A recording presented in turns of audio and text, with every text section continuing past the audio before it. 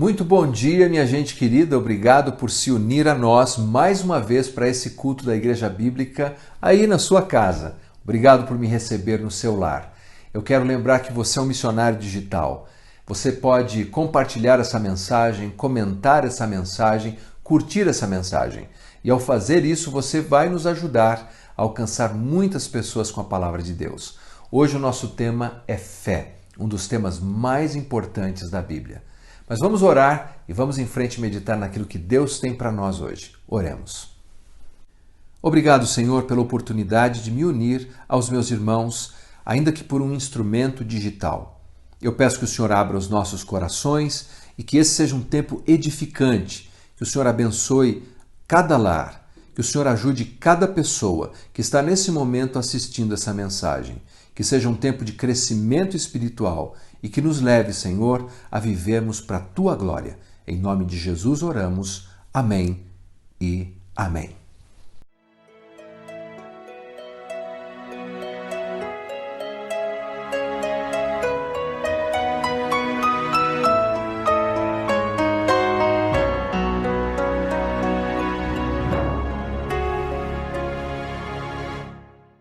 Fé é mais importante que a educação para mudar a vida das pessoas.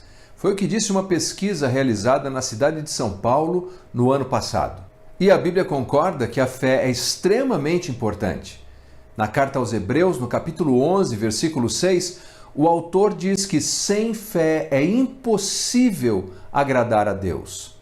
E o apóstolo Paulo, escrevendo aos Romanos, no capítulo 14 da sua carta, ele diz que tudo que não procede de fé é pecado. E se a fé é tão importante assim, essa talvez seja uma das mensagens mais preciosas que nós podemos considerar. Não resta a menor dúvida de que a fé é importante. Ela impacta a vida das pessoas de uma maneira positiva. É importante do ponto de vista bíblico, como vimos apenas 2 versículos citados. Mas o que é fé? Como podemos entender a fé? Há um texto na carta aos Hebreus que nos ajuda a ter uma ideia de qual é o sentido desse vocábulo tão pequeno em língua portuguesa, mas tão precioso. Hebreus capítulo 10, a palavra de Deus diz assim: Todavia, o meu justo viverá pela fé, e se retroceder, nele não se compraz a minha alma. Nós sabemos que o contexto histórico dessa passagem é de perseguição. Os crentes estavam enfrentando muitas dificuldades e, por conta disso, eles estavam no limite de jogar a toalha. Aquelas pressões do dia a dia em que as pessoas começam a pensar que o melhor a fazer é desistir. E enquanto eles lutavam com esse desejo de jogar a toalha, o autor, inspirado pelo Espírito Santo de Deus, escreve essa carta, apresentando todas as razões porque eles não deveriam desistir, porque não deveriam jogar a toalha, porque não deveriam voltar atrás. E dentre várias razões importantes e ilustrações práticas, o autor pinça uma passagem do Antigo Testamento, do livro de Abacuque. A maioria dos estudiosos acredita que o autor fez uma paráfrase inspirada, quando ele diz: "O meu justo viverá pela fé". Nesse parágrafo tão pequeno, nós aprendemos muito sobre o que poderíamos chamar de a anatomia da fé. Primeiro, evidentemente, a fé não é apenas uma emoção, porque ele não diz o meu justo sentirá a fé, ele diz o meu justo viverá pela fé. A fé não é algo que eu sinto alguns dias, eu sinto quando vou orar, ou eu sinto quando vou cantar, ou sinto quando eu vou à igreja num domingo. Mas a fé também não é apenas um mero assentimento intelectual. Definitivamente, a fé não é essa anuência intelectual, algo que eu penso quando leio a Bíblia ou quando ouço uma pregação.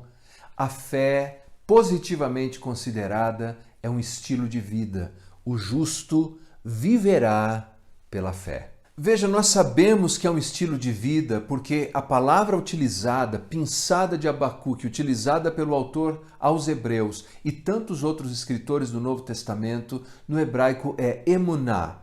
E essa palavra descreve um enlace entre a nossa capacidade intelectual e a nossa capacidade emocional. Veja só, quando alguém está numa dieta, e sabe intelectualmente que não deveria comer um sonho, um donut, mas mesmo assim vai lá e come aquele donut. Por que ele fez isso? Ele tomou uma decisão intelectual ou uma decisão emocional? As nossas decisões não são apenas intelectuais, mas são também emocionais. Esse tipo de comportamento que acontece corriqueiramente é chamado de dissociação cognitiva, porque você conhece o que deveria fazer, você sabe o que é o melhor para a sua vida, mas mesmo assim você troca aquele bem de longo prazo por um minuto de prazer. Isso não me parece nada inteligente, mas nós fazemos isso o tempo todo. Bem, emuná, essa ideia de fé nas páginas do Antigo Testamento e também do Novo Testamento, implicam em não apenas conhecer, mas trazer para dentro da vida de tal maneira que isso venha moldar o meu comportamento. É por isso que ela pode também ser traduzida não apenas como fé, mas como fidelidade. Quer dizer, eu conheço esse Deus que é extraordinário, esse Deus que se faz conhecer, que se revela pela natureza, que se revela pela sua palavra, que se revela pela minha experiência, que se revelou em Cristo Jesus e que vindicou Cristo quando ele ressuscitou dos mortos, que nos enviou o Espírito Santo e que pelo testemunho de vidas transformadas se revela o tempo todo. Eu conheço esse Deus, eu posso conhecer esse Deus. E nesse sentido, não é um salto no escuro, porque Deus se revela para que eu possa conhecê-lo. Mas por outro lado, eu me engajo num relacionamento tão profundo, tão dinâmico com Deus, que eu confio em Deus. Eu acredito em Deus. E por essa razão, eu sou fiel, leal a esse Deus que é tão maravilhoso. É por isso que Abacuque, quando ele descreve a fé e o fato do justo andar pela fé, na última parte do seu livro, ele fala de situações tão difíceis que poderiam acontecer, mas que mesmo assim ele não deixaria de confiar, de crer, de acreditar, de ter fé em Deus. Ele não via a fé como uma varinha de condão, não. Ele via a fé como um conhecimento desse Deus, da integridade de Deus, do caráter de Deus, que não importando o que a vida lhe trouxesse, ele ainda assim confiaria em Deus. Veja como ele descreve. Ainda que a figueira não floresça, nem haja fruto na vide, e o produto da oliveira minta, e os campos não produzam mantimentos, as ovelhas sejam arrebatadas do aprisco, e nos currais não haja gado. Todavia, eu me alegro no Senhor, exulto no Deus da minha salvação. O Senhor Deus é a minha fortaleza, e faz os meus pés como os da corça. Me faz andar altaneiramente. Ou seja, ele termina o seu livro cantando. Ele termina com essa canção de adoração ao Deus que ele conhece e ao Deus em quem ele confia. Lá em Deuteronômio 4:39, Moisés, inspirado pelo Espírito Santo, diz assim: "E você saberá e refletirá no teu coração que só o Senhor é Deus." Você saber é conhecer, é cognitivo, é intelectual. Mas você trazer para o seu coração é usar cada parte da sua emoção para agarrar-se a Deus e aplicar essa relação no seu dia a dia. Quando Jesus disse aos seus discípulos que se nós tivéssemos fé como de um grão de mostarda, a ideia é que se tivéssemos fidelidade de um grão de mostarda. Ou seja, se você planta mostarda, o que nasce? Mostarda. Esse é o conceito da fé. Jesus estava falando da qualidade da fé. Essa é a linguagem do Antigo Testamento e a linguagem do Novo Testamento. Não é apenas uma emoção, não é apenas uma expressão cognitiva, é uma relação profunda de quem conhece a Deus e de quem se envolve profundamente num relacionamento fiel a Deus. É por isso que sem fé é impossível agradar a Deus. Quando não tenho fé, eu estou dizendo que Deus não é íntegro. Eu estou dizendo que Deus é mentiroso. E como pode Deus abençoar alguém que o tempo todo duvida dele? o tempo todo o chama de mentiroso. Imagine você, no meu dia a dia eu chamo Deus de mentiroso nas minhas decisões, no meu comportamento, na maneira como faço as coisas. Mas quando vou orar, eu digo, Deus, me abençoe. Você é um mentiroso, Deus, mas me abençoe. Deus, eu não acredito no seu caráter, mas me abençoe. Será que Deus vai responder esse tipo de oração? Não. A fé consiste em conhecer a Deus, conhecer o seu caráter e acreditar em Deus. Imagine que Deus aparecesse para você, assim como ele apareceu para Abraão, assim como ele apareceu para Moisés. Imagine que ele aparecesse para você e você sabe que é Deus. Deus está diante de você, falando com você, e ele diz assim: olha, eu quero que você dê todos os seus bens aos pobres e eu vou cuidar de você. Será que você sairia de casa e imediatamente faria isso? Daria todos os seus bens? Ou você hesitaria? É Deus, você sabe que é Deus, você conheceu a Deus. O círculo da fé é completo apenas quando eu conheço a Deus e fielmente respondo a Deus porque acredito no seu caráter. Abraão é considerado o pai da fé. Todas as religiões monoteístas afirmam Abraão como o pai da fé. Deus apareceu a ele conheceu a Deus. Mas então Deus o convidou para uma jornada em que ele não apenas o conhecia, mas ele acreditava em Deus. Deus disse: sai da tua terra, da tua parentela, e você vai para uma terra que eu ainda vou te mostrar. Você não sabe o destino, você não sabe qual é o lugar. E Abraão seguiu a Deus. Isso é fé. Ele conheceu a Deus e acreditou em Deus.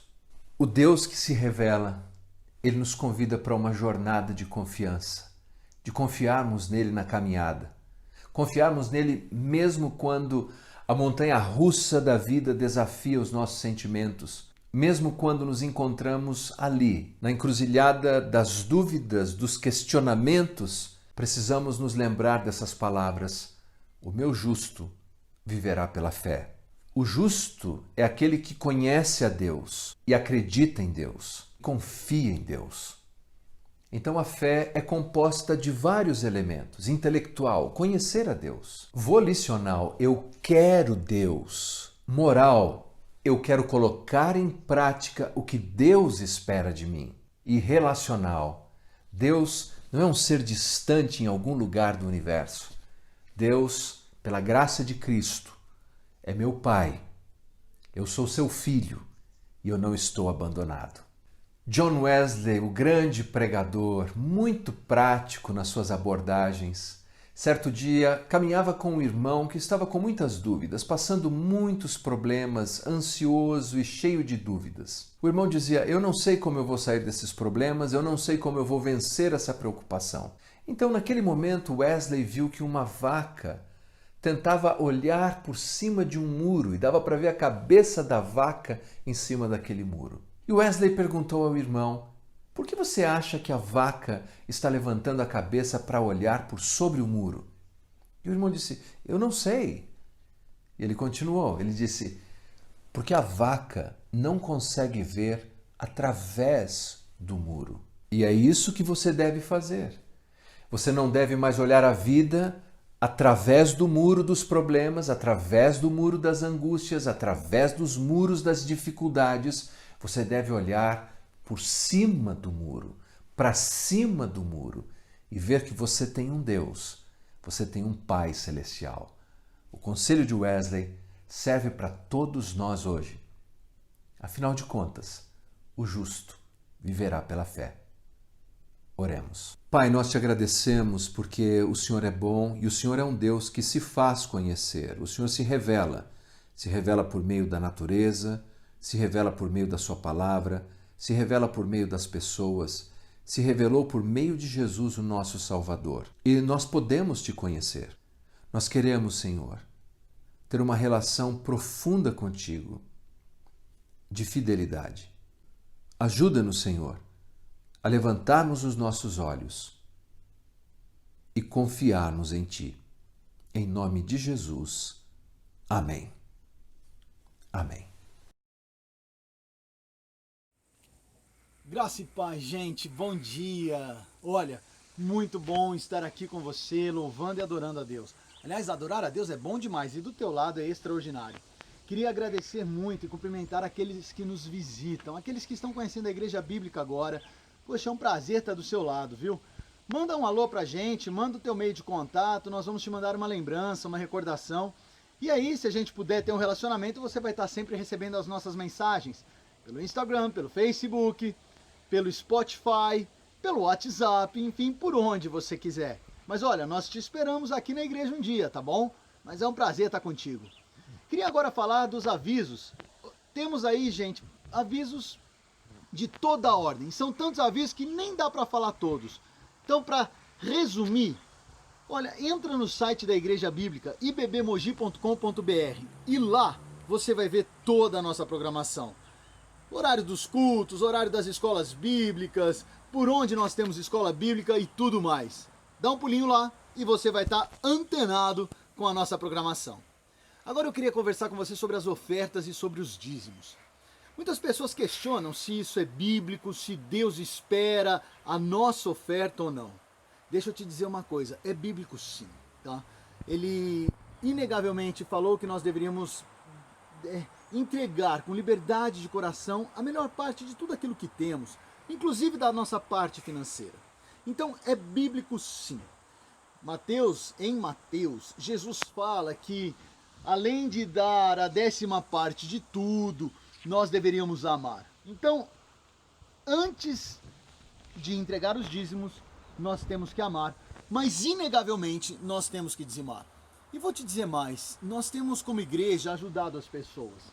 Temos municiado aí o projeto Fazendo Diferença com a nossa melhor ajuda. Temos ajudado pessoas que estão passando por dificuldades financeiras, entregando cestas básicas. E nos colocamos à disposição se você está passando por dificuldades financeiras para caminhar contigo. Mas não é a igreja que movimenta tudo isso. São vocês. Com as suas ofertas, vocês mantêm a obra de Deus. Então nós vamos orar agora por aqueles que vão ofertar, amém? Você pode ofertar transferindo para as contas da Igreja Bíblica ou pela forma presencial no culto, mas não deixe de ofertar. Seja fiel e reto com o Senhor, amém? E como eu disse agora há pouco, se você está passando por dificuldade, dá um alôzinho, nós vamos caminhar com você, amém? Agora eu queria orar com você. Pai querido e Deus amado, nós te agradecemos pelas tuas misericórdias, porque em todo tempo tem cuidado de nossas vidas. Guarda-nos, Senhor, ampara a nossa vida, nos dê discernimento para que tenhamos uma vida financeira coerente, correta e reta. Que possamos sempre entregar, Senhor, a nossa melhor oferta diante do teu altar. E que com isso, Senhor, venhamos a ter uma igreja séria, com uma administração séria, que use bem cada valor levantado. Que possamos manter a obra, Senhor, honrando o salário daqueles que trabalham para ti e agraciando, Senhor, amparando aqueles que estão com dificuldades. E acima de tudo, resgatando almas, ó Pai, levando almas diante do teu altar como um sacrifício vivo. Guarda-nos, Senhor, para que possamos viver assim. Guarda cada um que está orando e está ouvindo essa oração, Senhor. Sê conosco. Em nome de Jesus que oramos. Amém. Meu irmão, fica na paz do Senhor, prazer estar com você. E olha, esse aviso está indo para o culto da manhã, então dá tempo de você ir no culto da noite, hein? Faz a tua reserva lá no site e te espero lá. Em nome de Jesus. Amém.